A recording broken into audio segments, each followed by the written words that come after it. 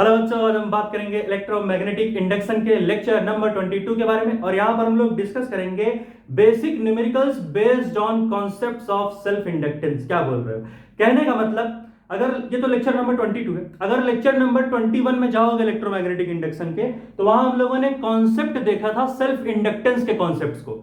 तो आज हम सेल्फ इंडक्टेंस के बेसिक न्यूमेरिकल्स को कवर करेंगे।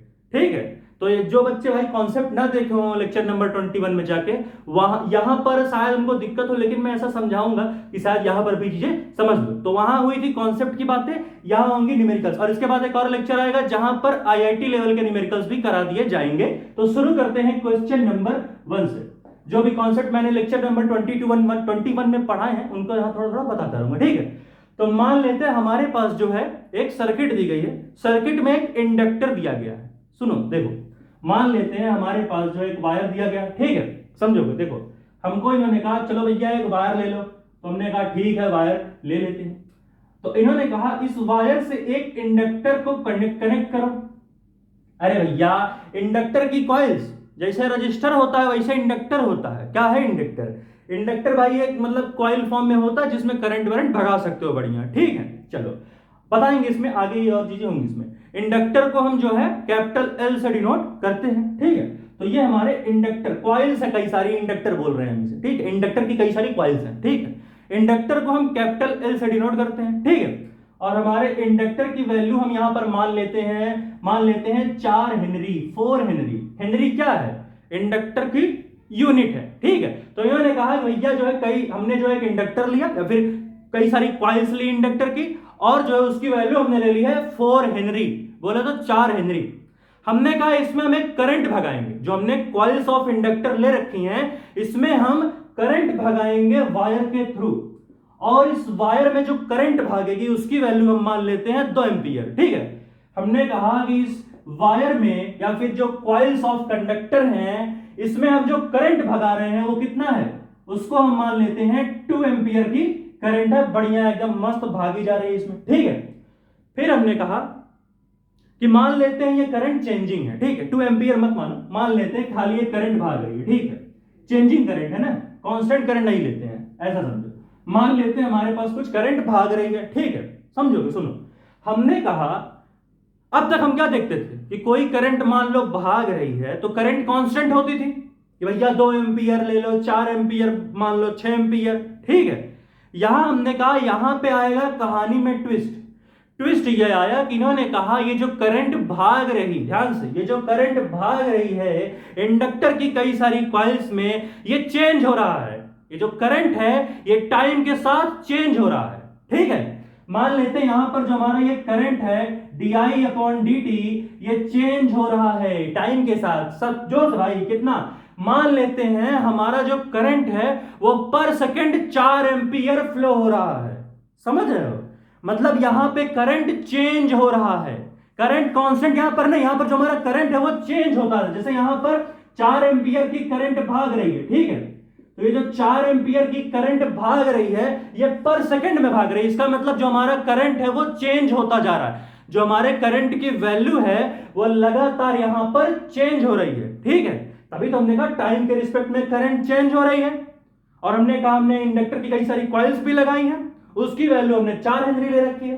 अब अगर लेक्चर नंबर 21 देखे होंगे इलेक्ट्रोमैग्नेटिक इंडक्शन का, तो वहां हम लोगों ने क्या पढ़ा था? भूल गए? वहां हमने पढ़ा था कि अगर किसी कॉइल के अंदर, अगर किसी इंडक्टर के अंदर करंट भाग रहा है, और जो करंट भाग रहा है और वो अगर चेंज भी हो रहा है, मतलब करंट तो चलो भाग रहा है लेकिन ये करंट चेंज भी तो हो रहा है टाइम के साथ, यानी कि करंट हमारा कांस्टेंट नहीं है, करंट चेंज हो रहा है लगातार। और अगर करंट लगातार टाइम के साथ चेंज होगा तो सीधा समझ जाओ वहां पर एक और नई करंट बनेगी, और उस करंट को हम बोलेंगे इंड्यूस करंट। समझे? मतलब कि अगर कोई वायर में चेंजिंग करंट भाग रही है, मतलब वायर है उसमें जो करंट भाग रही, अगर वो करंट चेंजिंग है तो वहां पर एक नई करंट बनेगी और उसे हम बोलेंगे इंड्यूस करंट। क्या बोलेंगे भाई, जोर से बताओ? इंड्यूस करंट बोलेंगे। जो यहां पर हमारा करंट बनेगा वो होगा इंड्यूस्ड करंट। कैसी करंट होगी? इंड्यूस्ड करंट होगी भैया। ये कॉन्सेप्ट है, पढ़ा था हमने क्या, कि अगर वायर के अंदर चेंजिंग करंट भगाओगे, कांस्टेंट नहीं चेंजिंग, अगर वायर के अंदर चेंजिंग करंट भगाओगे तो वहां पर एक इंड्यूस करंट बनना तय है, और वो जो इंड्यूस करंट बनेगी वो हमेशा क्या करेगा, अपोज करेगा जिसने उसे बनाया। समझ रहे हो कि नहीं कहने का मतलब? कहने का मतलब ये है इस इंड्यूस करंट को किसने बनाया है, इस इंड्यूस करंट को इस चेंजिंग करंट ने बनाया है, जो कि 4 एम्पियर पर सेकंड की रफ्तार से चेंज हो रही। इसका मतलब जो ये इंड्यूस करंट बना है ये अपोज करेगा इस करंट को। ये कॉन्सेप्ट है कि जो इंड्यूस करंट बनती है चेंजिंग करंट की वजह से वो चेंजिंग करंट को ही अपोज करती है। यानी ये जो इंड्यूस करंट बना है ठीक है, ये जो इंड्यूस करंट बना है ये इस करंट को अपोज करेगा, क्योंकि इसी करंट की वजह से तो ये इंड्यूस करंट बना है। तो इंड्यूस करंट को हम मान लेते हैं आई डैश, इसको हम आई डैश से डिनोट कर रहे हैं, ये हमने पढ़ा है कॉन्सेप्ट में। तो यहां पूछ क्या रहा है, इन्होंने हमसे कहा कि बताओ कितनी ईएमएफ इंड्यूस होगी। ठीक है, अच्छा सुनो, अगर करंट इंड्यूस हुई है तो ईएमएफ भी तो इंड्यूस हुआ होगा भैया। जहां ईएमएफ ही नहीं इंड्यूस होगा वहां काहे की करंट बनेगी? जब ईएमएफ होगा तभी तो करंट बनेगा। इसका मतलब अगर ये इंड्यूस करंट बना है इस चेंजिंग करंट की वजह से तो जरूर कुछ ईएमएफ भी इंड्यूस हुआ होगा।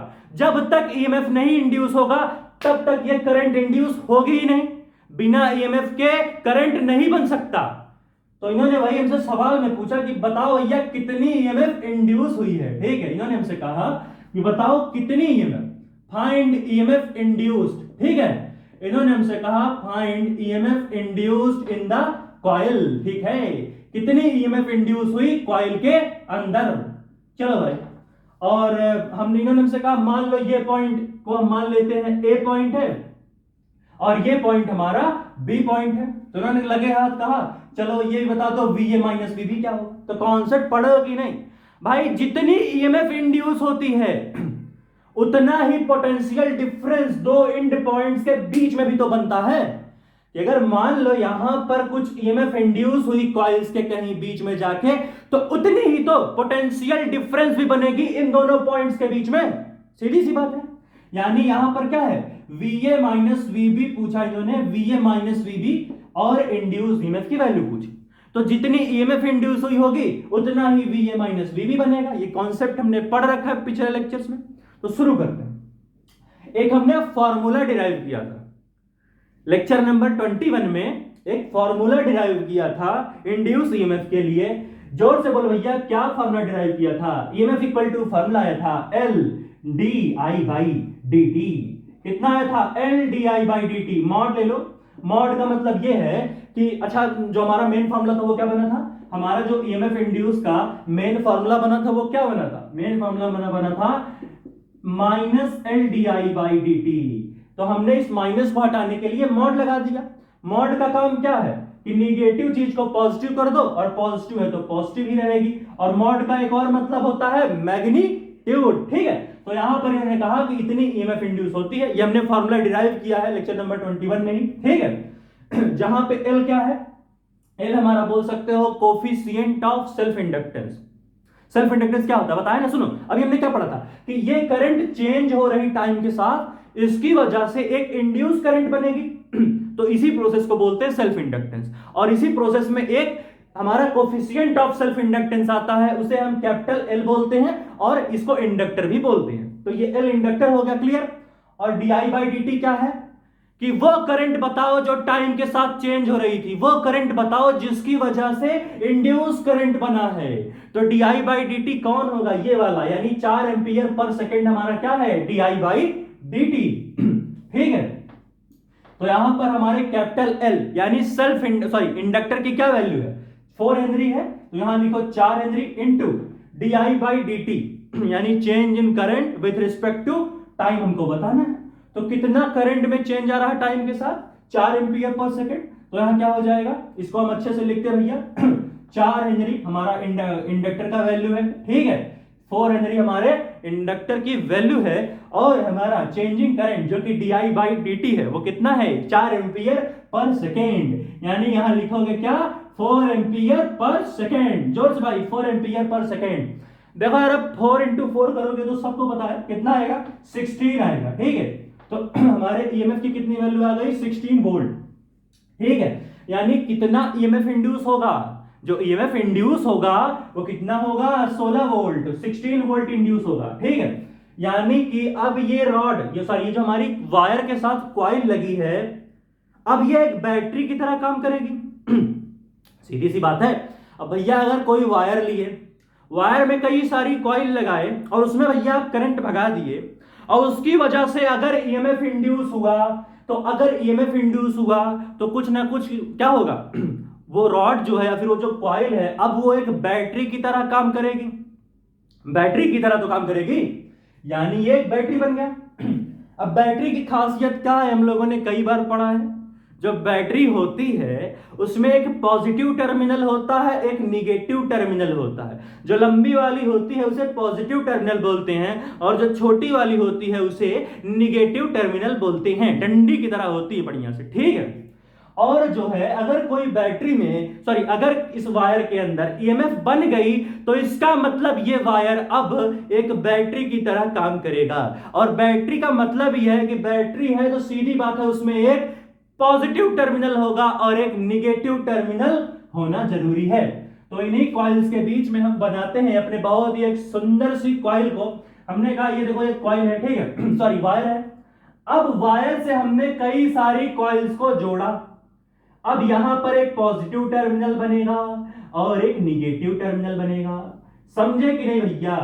ये रही पॉजिटिव टर्मिनल, समझ रहे हो कि नहीं? ये रही पॉजिटिव और ये रही निगेटिव टर्मिनल। रिकॉर्डिंग हो भी रही है कि नहीं? हाँ बिल्कुल, हाँ ठीक है। तो हमने कहा कि भाई यहां पर जो हमने पूरा सिस्टम बनाया था वायर और कॉइल लेकर के, तो वहां पर जो है इतनी ईएमएफ बनी। कितनी बनी भैया? 16 वोल्ट। अरे भैया ईएमएफ कहां बनती है? दो टर्मिनल्स के बीच में तो बनती है।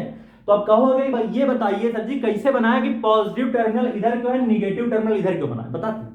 देखो, चेंजिंग करंट का डायरेक्शन किधर था? सर ऐसा था। ठीक है, जो हमारी चेंजिंग करंट थी वो इस तरफ भाग रही थी, बढ़िया एकदम लहराती हुई। ठीक है, फिर हमने कहा, याद करो एक कॉन्सेप्ट अभी बताया मैंने, पिछले लेक्चर में बताए थे, यहां पर भी सुने कि नहीं, कि जो चेंजिंग करंट है, जो करंट लगातार चेंज हो रही, वायर में भाग रही, उसकी वजह से एक इंड्यूस करंट बनेगा। और वो जो इंड्यूस करंट बनेगा वो अपोज करेगा जिसने उसे बनाया। तो उस इंड्यूस करंट को किसने बनाया है? इस चेंजिंग करंट ने तो बनाया है। यानी जो हमारा इंड्यूस करंट बना है वो इस करंट को घटाना चाहेगा। क्यों? हमने कहा चलो ये जो करंट है, मान लेते हैं ये करंट लगातार बढ़ रही है। ये करंट हमने कहा भैया मान लो लगातार बढ़ रही है। तो इस इंड्यूस करंट, जो हमारा इंड्यूस करंट बना है, ये इसकी एक खासियत होती है कि अगर चेंजिंग करंट बढ़ रही है तो उस चेंजिंग करंट को घटा देगा। ध्यान से, फिर से, अगर चेंजिंग करंट बढ़ रही है तो उसकी वजह से जो इंड्यूस करंट बनेगा वो इंड्यूस करंट उस चेंजिंग करंट को घटा देगा। समझे? और उसी जगह दूसरी कंडीशन कि भैया अगर हमारी जो चेंजिंग करंट है वो घट रही है तो हमारा जो इंड्यूस करंट बनेगा वो बढ़ा देगा इस चेंजिंग करंट को। तो यहां क्या कहानी बन रही है भैया? यहां अगर ध्यान से देखो तो हमारी जो चेंजिंग करंट है वो लगातार बढ़ती जा रही, सन सन सन सन सन सन, बढ़िया एकदम मस्त बढ़ती जा रही। इसका मतलब जो इंड्यूस करंट है, जो करंट इंड्यूस हुआ है, जो करंट बना है, वो क्या करेगा? वो इस इंक्रीजिंग करंट को घटाएगा। ये इसकी प्रॉपर्टी है। इसका मतलब इस करंट, ये करंट किस डायरेक्शन में बढ़ रहा? इस डायरेक्शन में जा रहा, तभी तो बढ़ रहा। यानी अगर हम इंड्यूस करंट इस करंट के डायरेक्शन के अपोजिट में ले लें तो हमारा इंड्यूस करंट इस चेंजिंग करंट को घटा देगा। यानी इंड्यूस करंट का डायरेक्शन हो जाएगा इस तरफ, जो हमारा इंड्यूस करंट बनेगा उसका डायरेक्शन चेंजिंग करंट के अपोजिट में बनना तय है। ठीक है, और एक चीज क्या पढ़े थे? करंट कहां से कहां भागता है? पॉजिटिव टर्मिनल से निगेटिव टर्मिनल की तरफ। यानी करंट, जो हमारा इंड्यूस करंट बनेगा वो ऐसे भागता जाएगा। इसका मतलब पॉजिटिव टर्मिनल इधर है, निगेटिव टर्मिनल इधर है। ठीक है, और हमारा जो इंड्यूस ईएमएफ होता है वो किसके बराबर होता है? इंड्यूस ईएमएफ को हम स्मॉल ई से भी डिनोट करते हैं। जोर से, इंड्यूस ईएमएफ को हम स्मॉल ई से भी डिनोट करते हैं। ठीक है, और इंड्यूस ईएमएफ की वैल्यू किसके बराबर होती है? जोर से बोलो भाई, वीए माइनस वीबी। क्या है वीए माइनस वीबी? भैया ए और बी पॉइंट के बीच का जो पोटेंशियल डिफरेंस है उसे हम वीए माइनस वीबी बोल रहे हैं। और जो पोटेंशियल डिफरेंस बन रहा है ए और बी पॉइंट के बीच में, उतनी ही ईएमएफ तो इंड्यूस होगी। समझ रहे हो कि नहीं भाई? ये कॉन्सेप्ट हमने पढ़ा है पिछले लेक्चर्स में, जाके देखोगे तो, कि जितनी ईएमएफ इंड्यूस होती है दो टर्मिनल्स के बीच में, उतना ही पोटेंशियल बनता है दो एंड पॉइंट्स के बीच में। यानी जो हमारा इंड्यूस ईएमएफ बनेगा वही बराबर होगा हमारा वीए माइनस वीबी के। समझ गए कि नहीं भाई? इसको लगाओ, एक और बढ़िया सा न्यूमेरिकल लगाएंगे। टेंशन ना लो, अगले लेक्चर में जितने भी आईआईटी के न्यूमेरिकल्स है सारे करा दिए जाएंगे, चिंता ना करो। मतलब बढ़िया बढ़िया जो आईआईटी के बेस्ड क्वेश्चन होते हैं वो निकल जाएंगे अगले लेक्चर में। ये मेंस के हैं, इसके बाद आईआईटी के भी न्यूमेरिकल्स कराएंगे, चिंता ना लो। इसको पहले नोट करो, एक बहुत ही खूबसूरत सा न्यूमेरिकल लगाएंगे, इसके बाद इससे भी सुंदर एक न्यूमेरिकल यहां हम लोग डिस्कस करेंगे। चलो भाई नोट करो 1 2 3 4। याद रखना भाई, अगर हमारी चेंजिंग करंट इंक्रीज होगी तो जो इंड्यूस करंट बनेगा वो इंड्यूस करंट इस चेंजिंग करंट को घटाएगा। क्या करेगा? घटाएगा। ठीक है, चलो भाई नोट करो जल्दी से। एक और बढ़िया सा सुंदर सा न्यूमेरिकल लगाते हैं। थोड़ा इससे बढ़िया न्यूमेरिकल रहेगा, थोड़ा मतलब बढ़िया ही रहेगा। इसको देखो पहले, इसको नोट करो फटाक से, तो बढ़िया सा है, अच्छा सा न्यूमेरिकल लगाया जाए। ठीक है, चलो इस बार करंट को डिक्रीज करेंगे, समझ रहे हो? इस बार जो करंट है, अभी हमने चेंजिंग करंट को इंक्रीज किया ना, देखो ये देखो, यहां पर क्या है 4 एम्पियर है, तो जहां कोई साइन नहीं वहां प्लस है, यानी ये प्लस 4 एम्पियर था, यानी करंट इंक्रीज कर रही थी, यानी जो इंड्यूस करंट बनेगी वो चेंजिंग करंट को घटाएगी। ठीक है, चलो हटाए भैया, हो गया 1 2 3 4। यहां पे वीए माइनस वीबी भी कितना आएगा? 16 वोल्ट। जोर से भाई, वीए माइनस वीबी कितना आएगा? 16 वोल्ट। समझ गए कि नहीं?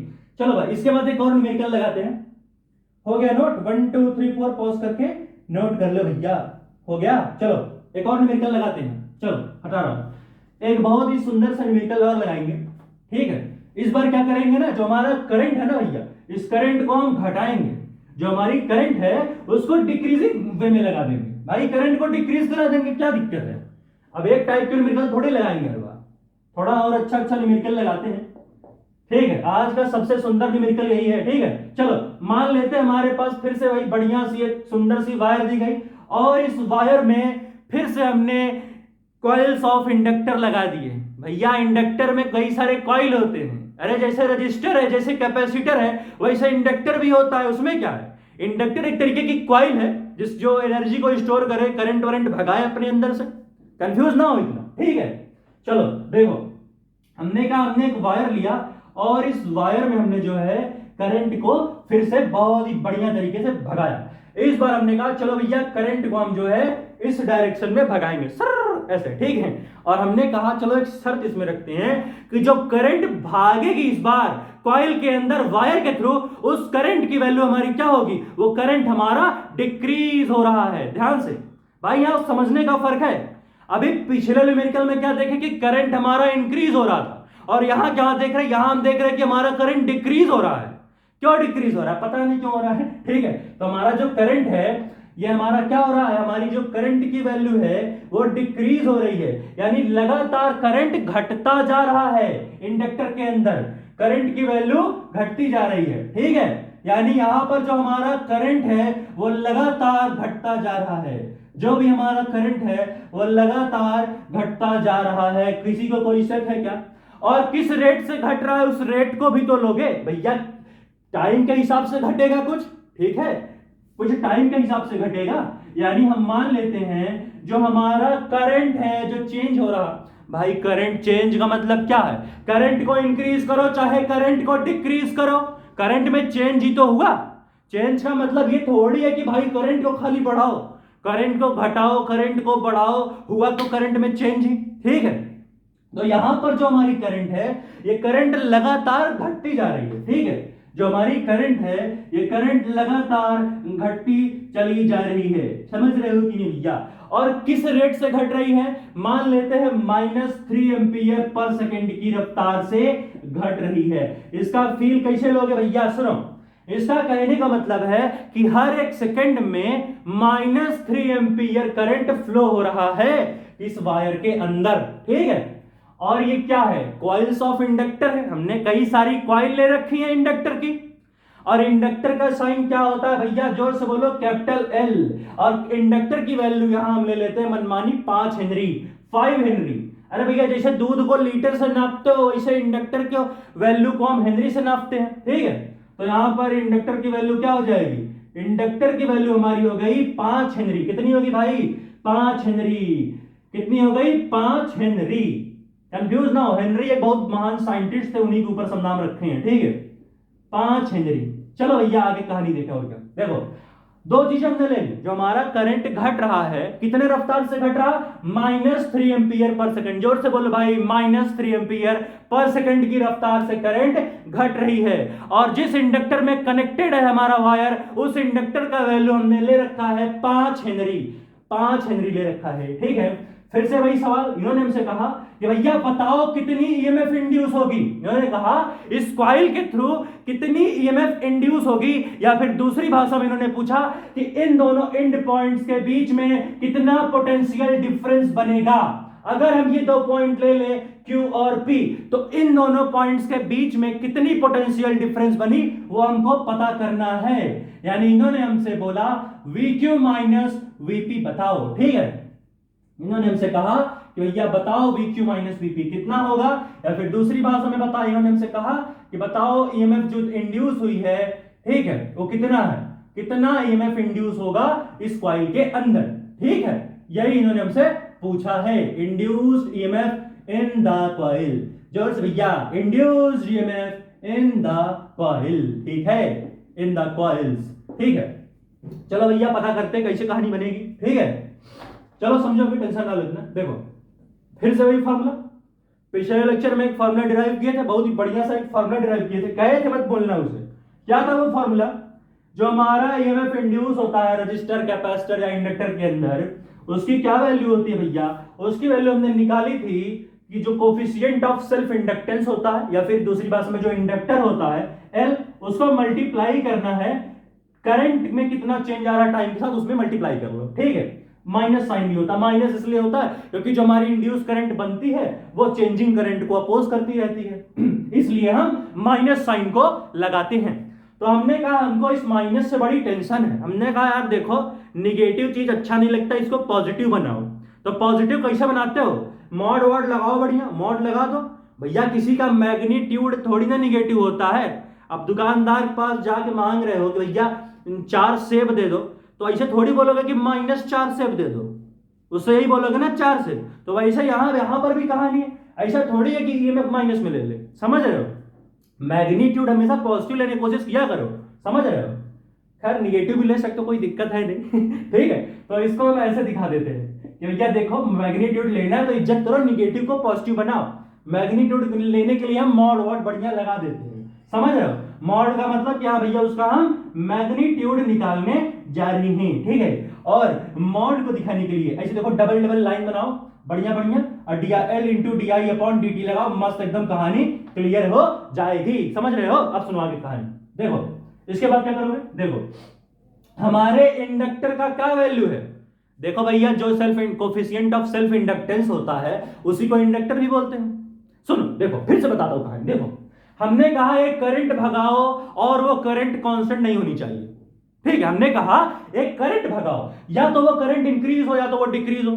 यहां पे क्या हो रहा, यहां पर ये करंट डिक्रीज हो रही है। जोर से बोलो भाई, क्या हो रही है, करंट डिक्रीज हो रही है। और अगर करंट डिक्रीज हो रही है तो यहां सीधा सा मतलब है कि करंट में चेंज आ रहा, और अगर करंट में चेंज आ रहा तो इसका सीधा सा मतलब है एक और करंट बनेगी इस चेंजिंग करंट की वजह से, और उस करंट को हम बोलेंगे इंड्यूस करंट। और जो वो इंड्यूस करंट बनेगी वो इस करंट को अपोज करना चाहेगी। अपोज इन द सेंस, कहने का मतलब अगर ये करंट घट रही है, जो चेंजिंग करंट है, अगर ये चेंजिंग करंट घट रही है तो इस करंट को बढ़ाने का काम करेगा इंड्यूस करंट, समझ रहे हो। यानी कि जो हो रहा है उसका उल्टा होगा।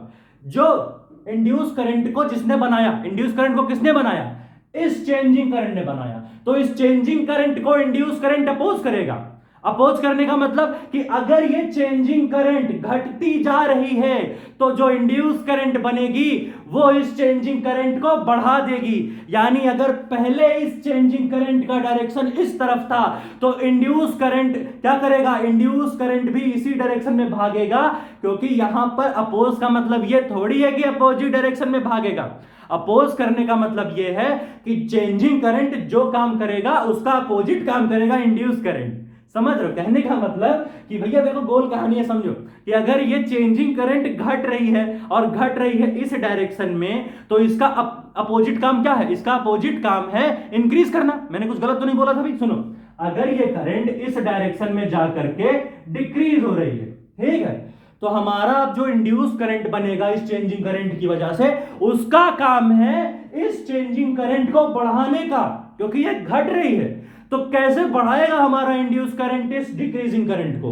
अगर हमारा इंड्यूस करंट भी इसी डायरेक्शन में भागने लगे, जोर से भाई, अगर हमारा इंड्यूस करंट, ये कौन सा है, चेंजिंग करंट जो कि डिक्रीज हो रहा, ठीक है, चेंजिंग करंट। हाँ, अब हमारा जो इंड्यूस करंट है, अगर वो इंड्यूस करंट भी आई डैश, मान लो इंड्यूस करंट को आई डैश, अगर वो इंड्यूस करंट भी इस डिक्रीजिंग करंट के डायरेक्शन में भागने लगा तो सीधा सा मतलब यही है कि ये हमारा इंड्यूस करंट सपोर्ट करेगा इस चेंजिंग करंट को, क्योंकि ये जो हमारी चेंजिंग करंट है, ये चेंजिंग करंट लगातार घटने का सोच रही, लगातार घटती जा रही है, तो इंड्यूस करंट कहेगा ना भैया तुम्हारा अपोजिट काम करेंगे, तुम घट रहे हो ना, तुमको बढ़ा देंगे। तो हमारा जो इंड्यूस करंट बना है, ये इंड्यूस करंट इस चेंजिंग करंट, इस डिक्रीजिंग करंट को बढ़ाना चाहेगा। कैसे बढ़ाएगा? बढ़ाएगा ऐसे कि जो डायरेक्शन है हमारे चेंजिंग करंट का, जो डायरेक्शन है हमारे डिक्रीजिंग करंट का, बोलो चेंजिंग बोल लो, उसी डायरेक्शन में इंड्यूस करंट को भी भगा दो, सपोर्ट कर देगा। यानी यहां पर जो हमारी कॉइल्स बनेंगी वो कैसी होंगी, जो हमारा इंड्यूस करंट होगा वो भी इसी डायरेक्शन में जाएगा।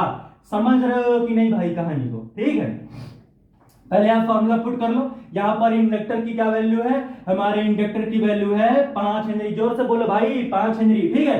और किस रफ्तार से करंट हमारा घट रहा है, -3 एम्पियर पर सेकंड। खैर यहां हमने मॉड ले लिया है तो माइनस साइन का कहानी खत्म हो गया है, ठीक है।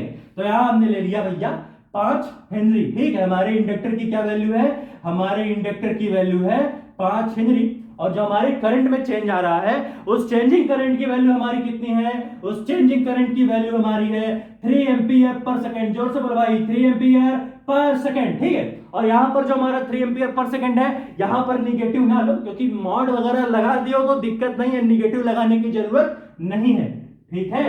अब 5 × 3 किया तो हमारा आया 15 वोल्ट। यानी जो हमारा इंड्यूस ईएमएफ बनेगा 15 वोल्ट बनेगा। यानी हमारा VQ माइनस VP कितना बनेगा, जोर से बोलो भाई, 15 वोल्ट बनेगा। क्योंकि जितना ईएमएफ इंड्यूस होता है उतना ही पोटेंशियल डिफरेंस बनता है दो एंड पॉइंट्स के बीच में। फिर से, जितना ईएमएफ इंड्यूस होता है दो टर्मिनल्स के बीच में उतना ही पोटेंशियल डिफरेंस बनता है दो एंड पॉइंट्स के बीच में। समझ रहे हो कि नहीं? इसका डायग्राम थोड़ा मॉडिफाई करते हैं, इसको थोड़ा और सुंदर बनाते हैं इस डायग्राम को, ठीक है।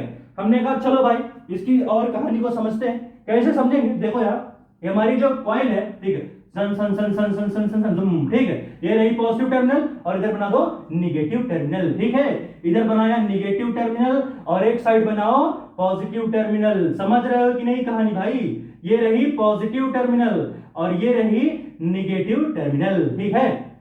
इसको मैं फिर से बना देता हूं कि कैसे हम कहानियों को देख सकते हैं। यहां पर ये देखो, जूम जूम जूम, फिर यहां से एक पॉजिटिव टर्मिनल, एक निगेटिव, फिर जूम जूम जूम, ठीक है। तो इस तरीके से हमारी जो है ये ईएमएफ को मैं थोड़ा दूर लिख दूं क्या, कंफ्यूजन ना हो किसी को। VP माइनस VQ तो समझ गया हो कितना है, सेम वही जो हमारा ईएमएफ बनेगा।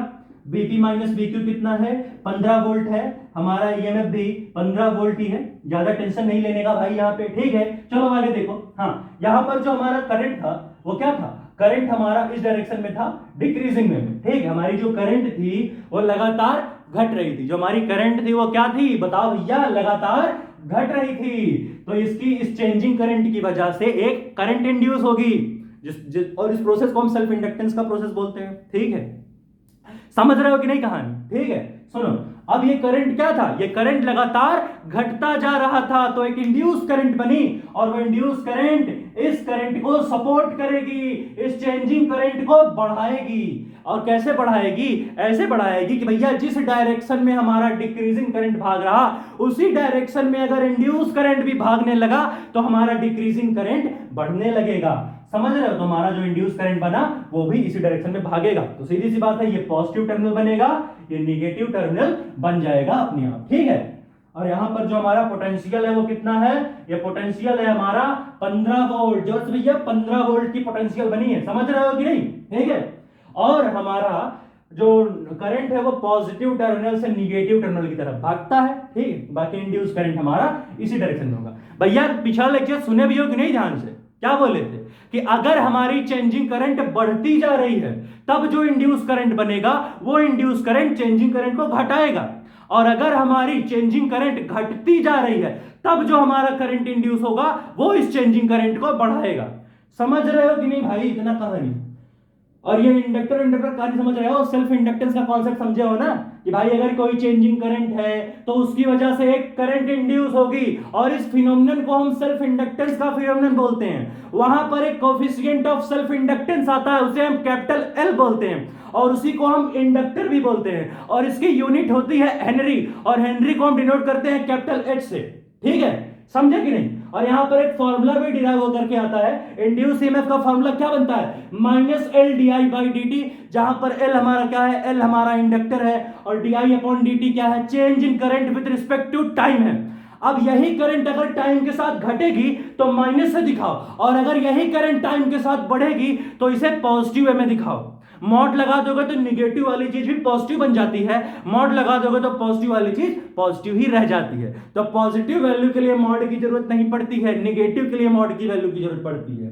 वही पुराना एग्जांपल, कहीं कुछ लेने जाओगे थोड़ी से बोलोगे कि -4 किलो चना दे दो, मैग्नीट्यूड कभी निगेटिव थोड़ी बोलते हो, ठीक है। तो इसको नोट करो। तो मैं थोड़ा सा और कहानी देखते जो हम लोग पढ़े अभी तक, हो गया समझ गया कि नहीं, कि भाई डिक्रीजिंग करंट था तो इंक्रीज कर दिया, उसी डायरेक्शन में भागने लगा हमारा इंड्यूस करंट भी। आई डैश हमारा क्या है, आई डैश मैं बता दूं एक बार, कंफ्यूज ना हो कोई भाई, आई डैश हमारा क्या है, इंड्यूस करंट है। आई डैश क्या है भैया, इंड्यूस करंट, समझ रहे हो कि नहीं। ये हम लोग इलेक्ट्रोमैग्नेटिक इंडक्शन के बहुत पुराने लेक्चर से इसको पढ़ रहे हैं। अब इसको फटाक से नोट करो। तो एक कॉन्सेप्ट जो मैंने पढ़ाया अभी तक उसको मैं एक बार थोड़ा नोट करा देता हूं, क्योंकि बहुत लोग कंफ्यूज हो रहे हैं, ठीक है, समझ रहे हो कि नहीं। अच्छा यही समझो, देखो जैसे मान लो, ठीक है, पहले इसको नोट करो, हो गया 1 2 3 4, पॉज करके नोट करो भाई फटाक से, हो गया पक्का। जो हमारा ईएमएफ इंड्यूस होता है उतना ही पोटेंशियल डिफरेंस बनता है दो टर्मिनल्स के बीच में, ठीक है। नोट करो भाई से, जल्दी नोट करो भैया, हो गया। चलो जो कॉन्सेप्ट हम लोग पढ़े हैं पिछले लेक्चर्स में और आज भी, थोड़ा मैं लिखा देता हूं क्योंकि बहुत से बच्चे कंफ्यूजन में ऐसा लग रहा है, लेकिन सर आप देख के चलो पता है। हो गया फटाक से, चलो बिजली की रफ्तार सीरीज करो। हाँ अब एक चलो भाई एक अच्छा सा बहुत ही सुंदर सा कॉन्सेप्ट देख लेते हैं। मैं पढ़ा तो रहा हूं वही कॉन्सेप्ट, लेकिन एक बार लिखा भी देते क्योंकि बहुत सारे बच्चे जो भूल जाते हैं बार बार कॉन्सेप्ट, ठीक है। तो उस कॉन्सेप्ट को एक बार फिर से देखते हैं। वो कॉन्सेप्ट भैया मतलब सबसे जरूरी कॉन्सेप्ट तो वही है जो हम लोग अभी तक पढ़ रहे हैं, पिछले लेक्चर से ही पढ़ते चले आ रहे हैं उस कॉन्सेप्ट को, लेकिन बहुत से लोग हैं इग्नोर कर रहे हैं उस पूरे फॉर्मूले को। क्या है भैया पहले कॉन्सेप्ट देखो, मान लो जुम जुम जुम जुम कई सारी हमने जो है बढ़िया बढ़िया कॉइल्स लेके ले ली, ठीक है। फिर हमने कहा चलो भैया इस कॉइल में, क्वेश्चन नंबर 1, इस कॉइल में कुछ करंट भगाते हैं। इस कॉइल में जो हमने करंट भगाई, और हमने कहा ये जो करंट हमने भगाई है इस कॉइल के अंदर, ये करंट हमारी इंक्रीज हो रही है। जोर से भाई, करंट हमारी इंक्रीज हो रही है। तब हमने क्या कहा था कि अगर किसी कॉइल के अंदर कुछ करंट भाग रहा वायर के थ्रू और वो करंट लगातार बढ़ता जा रहा, तो उसकी वजह, इसका मतलब करंट में चेंज आ रहा, और जब करंट में चेंज आएगा तो एक इंड्यूस करंट बनेगी, हमने पढ़ा। और उस इंड्यूस करंट का डायरेक्शन डिपेंड करता है इस चेंजिंग करंट के डायरेक्शन में। अरे भैया करंट इंक्रीज हो चाहे डिक्रीज हो तो करंट में चेंज ही रहा है, तो इसको चेंजिंग करंट बुलाओ या इंक्रीजिंग करंट बुलाओ, ठीक है, समझे कि नहीं, ठीक है। तो इंड्यूस करंट जो बनेगा उसका डायरेक्शन क्या होता है, डायरेक्शन नहीं, उसका काम हमेशा क्या होता है कि जो चेंजिंग करंट है, यहां पर इंक्रीज हो रही चेंजिंग करंट, कि जो हमारी जो इंक्रीजिंग करंट है उसको वो अपोज करेगा। मतलब सुनो कहानी, जो भी हमारी चेंजिंग करंट बनती है उसकी वजह से जो इंड्यूस करंट बनेगा, उस इंड्यूस करंट का काम होता है अपोज करना उस करंट को जिस करंट ने उसे बनाया। इस करंट को बनाया इस इंक्रीजिंग करंट ने, चेंजिंग करंट ने। ये करंट लगातार इंक्रीज हो रहा तो हमारा इंड्यूस करंट इसे घटाना चाहेगा। कैसे घटाएगा? घटाएगा ऐसे कि अगर इंक्रीजिंग करंट इधर आ रहा है बढ़िया से मस्ती में, तो इंड्यूस करंट इनके अपोजिट आके इनको रोक देगा। ठीक है। और एक दूसरा कॉन्सेप्ट हम लोग क्या पढ़ रहे हैं कब से, कि मान लो फिर से हमने बहुत ही बढ़िया बढ़िया खूबसूरत कॉइल्स ले रखी हैं और उसमें हमने फिर से एक करंट भगाया और इस बार हमने कहा जो हमारी करंट है, जो चेंजिंग करंट है, वो लगातार डिक्रीज हो रही है। जो हमारी चेंजिंग करंट है वो लगातार डिक्रीज होती जा रही है। और अगर हमारी चेंजिंग करंट लगातार डिक्रीज होगी तो इसका मतलब एक फिर से इंड्यूस करंट बनेगा, क्योंकि वो तो करंट में चेंज ही रहा है भले डिक्रीज हो रहा हो। ठीक है। तो अब एक और नया ये है कि डिक्रीजिंग है कि इंक्रीजिंग, ये बताना जरूरी है इंड्यूस करंट के डायरेक्शन को दिखाने के लिए। तो यहां पर हमारा जो चेंजिंग करंट है वो लगातार डिक्रीज हो रहा है। इसका मतलब जो हमारा इंड्यूस करंट बनेगा वो क्या करेगा? इसका अपोजिट काम करेगा। कहने का मतलब अगर ये चेंजिंग करंट लगातार घट रही है तो हमारा जो इंड्यूस करंट बनेगा उसका काम होगा इस करंट को बढ़ाने का, क्योंकि ये घट रहा है तो इसका अपोजिट करेगा इंड्यूस करंट, इसे बढ़ाएगा। कैसे बढ़ाएगा?